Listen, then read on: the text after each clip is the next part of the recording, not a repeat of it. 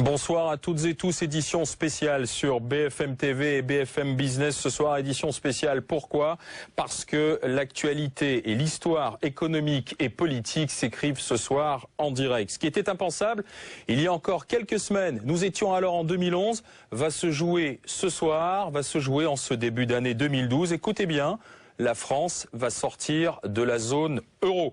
Pire, la zone euro, d'après ce que l'on nous dit, la zone euro est en train d'éclater. Le point de déclenchement, c'était vendredi dernier. Il y a 3 jours, la dégradation du AAA français après de longues négociations avec la chancelière Angela Merkel. Le président Sarkozy a pris la décision, je cite, qui s'imposait, de sortir la France de cette zone de la monnaie unique européenne. Le chef de l'État va donc s'expliquer très rapidement à la télévision. Alors où nous parlons, Nicolas Sarkozy tient d'ailleurs une réunion de crise avec l'ensemble de son équipe gouvernementale à l'Élysée, où nous retrouvons pour BFM TV Damien Fleureau.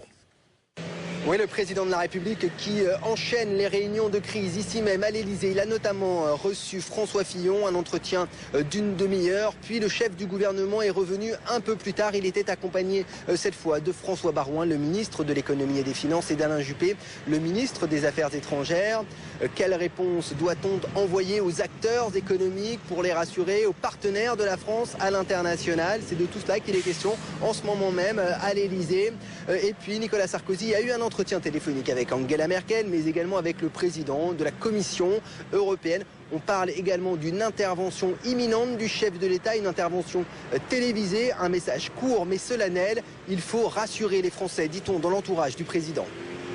Nous retrouvons Damien Fleureau dans un instant en direct de l'Élysée. À l'instant, Mario Draghi, le patron de la Banque Centrale Européenne, vient de le dire. Je cite, ce sont ses propres mots. Nous sommes dans une situation très grave. Cette décision de la France de sortir de la zone euro, prise par le chef de l'État, crée une véritable déflagration au sein de l'Europe. Premier pays à réagir, l'Allemagne, où nous retrouvons Antoine Eulard, pour BFM TV. Antoine, le président de la République, n'a pas agi seul. Il est resté en étroite liaison avec Angela Merkel. Alors, manifestement, Nicolas Sarkozy avait averti Angela Merkel. Ces derniers jours, les deux dirigeants ont multiplié les rendez-vous téléphoniques. Pour autant, cette décision française inquiète la chancelière. D'abord parce que la France est le premier partenaire commercial de l'Allemagne et donc forcément le changement de monnaie va pénaliser le business des exportateurs allemands. Et puis surtout, en quittant la zone euro, la France ne versera pas les aides promises à la Grèce et au fonds de soutien aux pays en difficulté.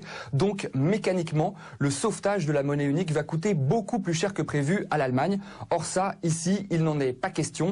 Les Allemands refusent de payer davantage pour les autres. Bref, on sent bien que l'Allemagne ne va pas rester les bras croisés. Certains évoquent déjà un retour aux marques, les autres la création d'une mini-zone euro avec seulement les pays d'Europe du Nord. Une sorte de club des bons élèves dont la France, très clairement, serait définitivement exclue. Alors de Paris à Bruxelles, justement, nous y allons maintenant dans la capitale belge. Retrouvez Yann Anthony Noguès pour BFM TV. L'Europe vit en effet des heures cruciales. Ce qui se passe est irresponsable et dangereux, entendait-on aujourd'hui dans les couloirs de la Commission européenne, Yann Anthony. Écoutez, les ministres européens des Finances sont actuellement, et ce depuis une bonne heure maintenant, en vidéoconférence. Au moment où je vous parle, le président du Conseil européen Herman Van Rompuy et le chef économiste de la Banque Centrale Européenne sont dans le bureau de José Manuel Barroso, le président de la Commission. Un bureau transformé en véritable QG de crise ici à Bruxelles. Et d'après nos informations, les 3 hommes seraient en train d'examiner un plan d'urgence européen de sortie de la zone euro. Un document top secret rédigé par les services de la Commission. En fait, la priorité est d'éviter toute panique bancaire, d'éviter une ruée vers les banques à travers l'Europe, car si aujourd'hui tous les euros se valent, eh bien dans les prochains jours, ce ne sera vraisemblablement plus le cas. Bon nombre des futures monnaies nationales vont se dévaluer. Il faut donc éviter que les gens des pays fragiles ne retirent tout leur argent de leur banque pour aller ouvrir un compte dans les pays les plus solides comme l'Allemagne par exemple. Édition spéciale sur BFM TV, décision française de sortir de la zone euro. Nous allons retourner à l'Élysée dans moins de 3 minutes. Mais il faut aller aux États-Unis maintenant. Le président Barack Obama se tient au courant de la situation et vous le devinez, c'est Wall Street qui dévisse en ce moment. Wall Street où nous retrouvons Emmanuel Dutheil. C'est vraiment un vent de panique. Il n'y a pas d'autre mot qui vienne toucher ces marchés américains. Les rumeurs allaient bon train depuis ce matin, mais là c'est vraiment l'affolement. Les indices américains sont vraiment en train de s'effondrer. On perd plus de 10% à 12,9% pour être précis sur le Dow Jones, 15% sur le S&P, 17% sur le Nasdaq.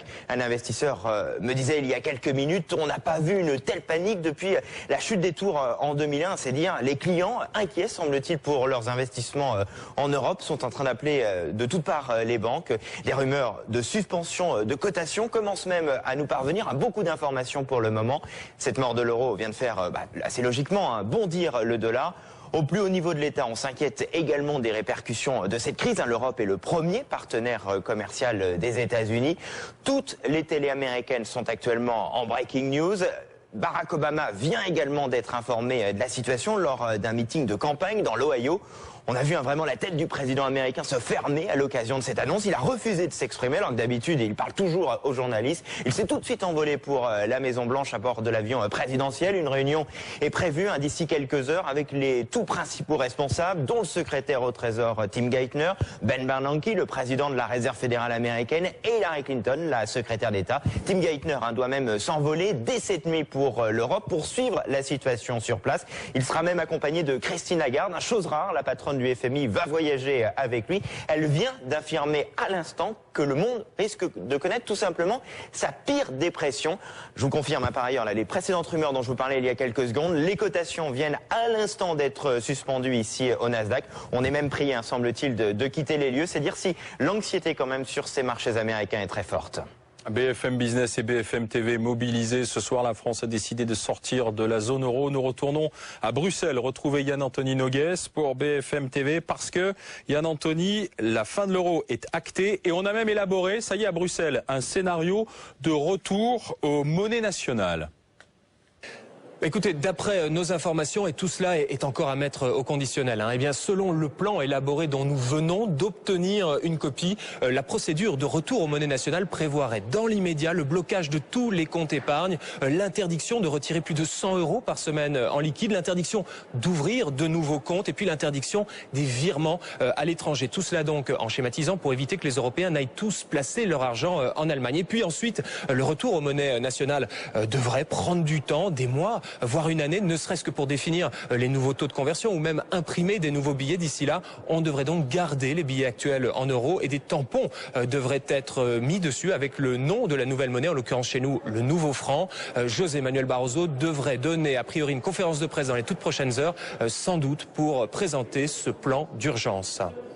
Après Bruxelles, après New York, après Berlin, nous retournons maintenant à l'Elysée. Tout se joue ce soir à Paris, à la présidence de la République. Nicolas Sarkozy doit prendre la parole, expliquer aux Français cette décision de sortie de l'euro ô combien importante à 3 mois du scrutin présidentiel. Damien Fleureau.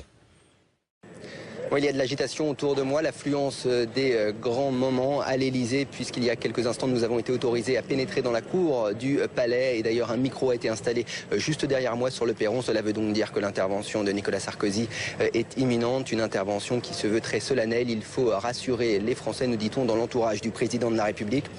Tout au long de ces 3 dernières heures, le chef de l'État qui a multiplié les entretiens avec ses homologues européens, avec Angela Merkel notamment, mais également avec les chefs des gouvernements italiens et espagnol. Nicolas Sarkozy qui a bien sûr vu à 2 reprises François Fillon, mais également François Baroin, le ministre de l'économie, et également Alain Juppé, le ministre des Affaires étrangères. Il y avait également tout à l'heure à l'Elysée Christian Noyer, le gouverneur de la Banque de France. Toute une série de questions se posent, les conséquences pour les acteurs économiques, les conséquences pour les relations de la France avec ses partenaires à l'international, quelles conséquences pour les marchés financiers. Nicolas Sarkozy doit répondre à toutes ces questions au cours de son intervention. Il faut également montrer que malgré cette crise, les affaires continuent et que le président de la République est bel et bien aux commandes du navire France. Depuis la crise grecque, un tabou a été levé. Ce scénario est redevenu d'une actualité brûlante. Depuis ce vendredi, avec la dégradation de 9 pays européens, dont la France par une seule agence Standard & Poor's. Comment en sommes-nous arrivés là? C'est ce que nous allons essayer de comprendre dans les 2 heures qui viennent au cours de cette émission exceptionnelle, Un monde en faillite.